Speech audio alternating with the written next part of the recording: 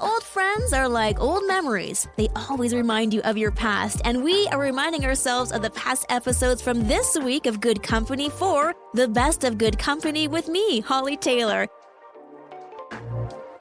I'm Hollie Taylor, and this past weekend involved me sitting in a hockey arena, and as a dance mom, this was a little chillier than I am definitely used to, but it was so fun cheering on my nephew as he's in playoffs for hockey, and me and my brother-in-law got into a pretty big debate about essentially an automated or self-driving Zamboni. I wish I could have recorded our conversation, but he's like, why are we wasting the manpower driving around on ice? There's no one there. Some of the electric vehicles that could be self-driving. There's cars, there's pedestrians. There's a couple of nets. That's it. Seems pretty safe. We've got Roombas to clean the floor. Why not do this for resurfacing of ice? And I said, but the community, everybody loves a Zamboni driver. Why get rid of that position? And then I Google it, and I guess the Pittsburgh Penguins looking to bring this to their arena, self-driving / automated ice resurfacer, as they're calling it. I don't know. I'm all for the Zamboni and the Zamboni drivers. I feel like it's a piece of Canadiana. Why mess with a good thing? So anyway, what do you think? Should we look to have automated Zambonis? I mean, for community rinks, that might actually be a real big game changer. It might be easier to resurface the ice, keep it clean. Then all the kids can come out. And then you got the grandkids or nieces and nephews. You can just be like, hey, go skate. You don't even have to shovel it off like we used to as a kid. So text in 905-338-1250. Settle our family debate. Self-driving Zamboni or not? I'm Hollie Taylor, and I might be in the minority on this one. I love the idea of just keeping it as it is. And that would be having somebody be in the Zamboni cleaning the ice. Producer Mike, where do you land on this one? I think you had it right in the first break when you compared it to one of those robot vacuums. Yeah. Right? It's even easier. There's no couch in the middle of the rink that it has to sort of dodge around, I think this is a conspiracy. You think that it should be a thing? Yeah, I think it's Big Zamboni and the Zamboni drivers unions. Yep. That are keeping this technology. Is there Zamboni unions? I don't know. Zamboni. Okay, I'm trying to Google this. Unions? I think you're right, though. There is a sense of community with the Zamboni driver and the ice cleanup crew, because it's not just the guy driving the Zamboni. You've usually got the kid out there wrangling the nets and filling in the holes as well. So. Yeah, exactly. And using the shovel to get the slush off the ice. And, I don't know. I think it's fun. Why not have both? Because you need somebody maybe to drive it. Ooh. Okay, now I'm for this now. If we could be robot Zamboni drivers. How about a remote control Zamboni? It's just a guy up in the stands. Yes! With this little, like it's an RC car. Exactly. Okay, guys, maybe my brother-in-law was onto something after all. I had an interesting experience grocery shopping with my mom over the weekend, and I didn't think I'd ever see anything so bold, but somebody used me as a screen to walk out of the store with a cart of groceries. Not just one or two items under their jacket or shoving things in their backpack. Nope, just a cart. Now, keep in mind, I'm 5'2". They were like 6'5", and they whistled on their way out. I kind of thought, that's something my kids would do. You're up to mischief, and the kids are like, do, nothing to see here. Oh, my word. I was shocked.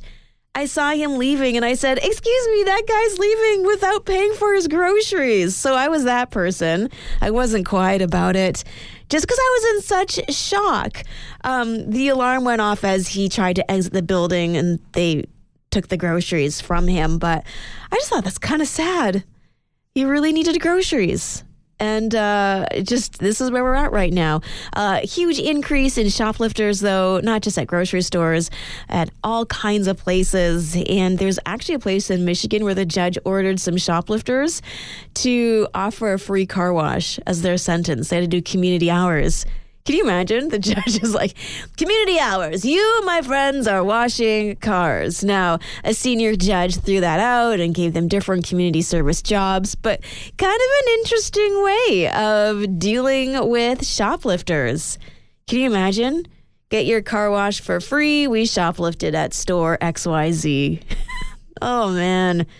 Kind of a little bit of shame, a little bit of sadness. Yeah. I don't know. And then who wants to get their car washed by somebody who's a shoplifter? Are you going to... What would they take, though? Yeah, I think we're okay. They take your antenna. The little smiley face you've got on the end of it. One of the car antenna balls. Oh, when I was younger, it was cool to take the emblems off of the vehicles. There you go. Don't do it if you have a Mercedes. Oh, man. But what a state we live in.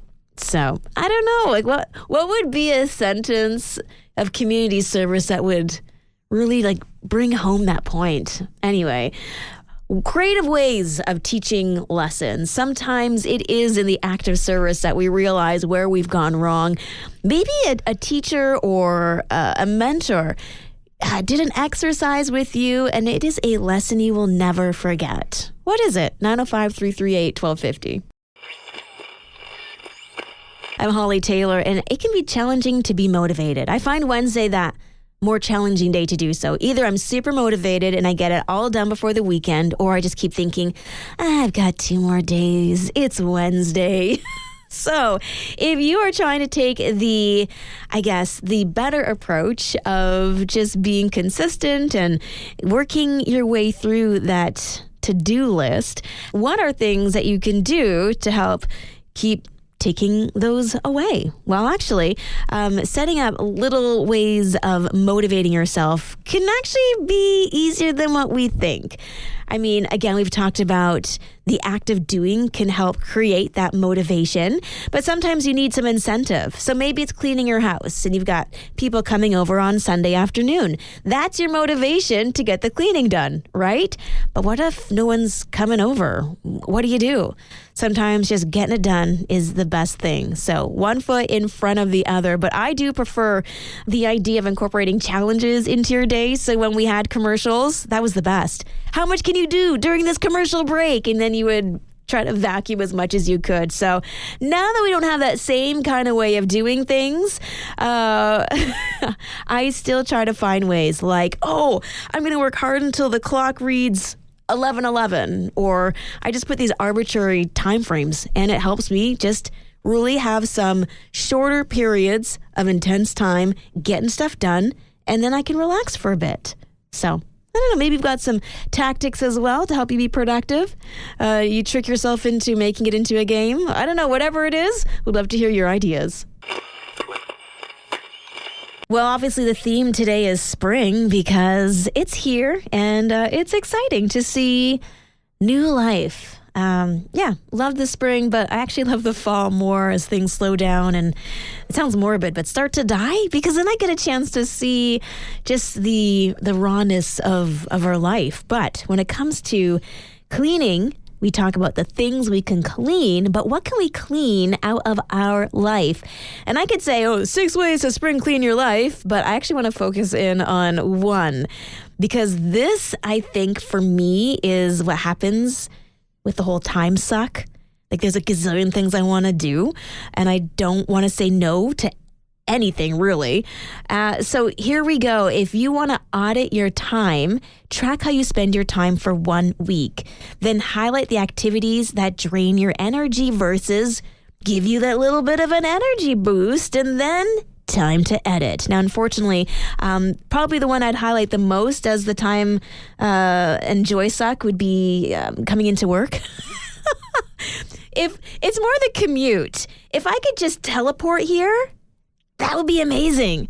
So some of the things we're going to have to do regardless, but there'll definitely be some things that you can set boundaries around, that you can set goals and things that you can eliminate from your life. And maybe that means making more space for other things. So a very interesting way of auditing your time. So something to try this spring.